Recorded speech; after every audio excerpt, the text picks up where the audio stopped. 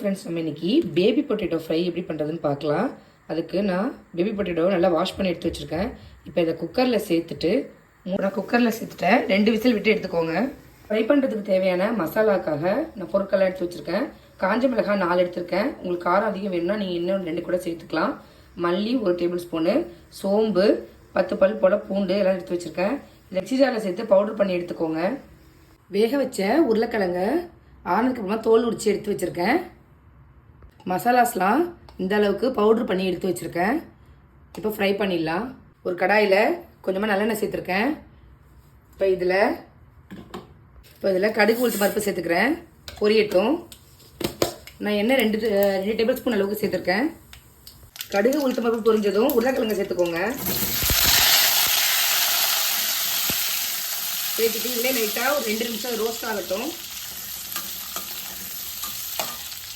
கொஞ்சமாக பெருங்காயத்தூள் சேர்த்துக்கிறேன். ஆல்ரெடி நான் உருளைக்கிழங்கு வேக வைக்கும்போது உப்பு சேர்த்து தான் வேக வச்சுருந்தேன். இப்போ மசாலாக்காக 1/4 ஸ்பூன் அளவுக்கு உப்பு சேர்த்துக்கிறேன்.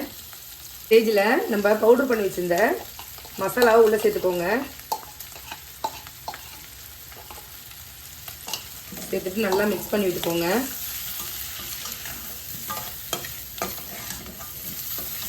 இந்த எண்ணெயிலே நல்லா ரோஸ்ட் ஆகி வரணும்.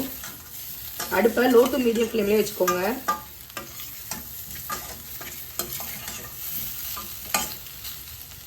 இப்போ இதை க்ளோஸ் பண்ணி வச்சுருங்க. லோ ஃப்ளேம்லேயே ஒரு 5 மினிட்ஸ் அப்படியே இருக்கட்டும். மசாலாலாம் நல்லா கோட் ஆகி நல்லா ரோஸ்ட் ஆகி இருக்கட்டும். கடைசியாக கொஞ்சமாக கறி லீஃப் சேர்த்துக்கோங்க. சேர்த்துட்டு நல்லா மிக்ஸ் பண்ணிக்கோங்க.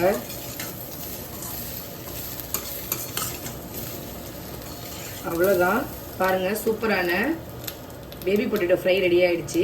நீங்களும் இதே மாதிரி உங்கள் வீட்டில் செஞ்சு பார்த்துட்டு எப்படி இருக்குங்கிறத கமெண்ட் பண்ணுங்கள். தேங்க்யூ.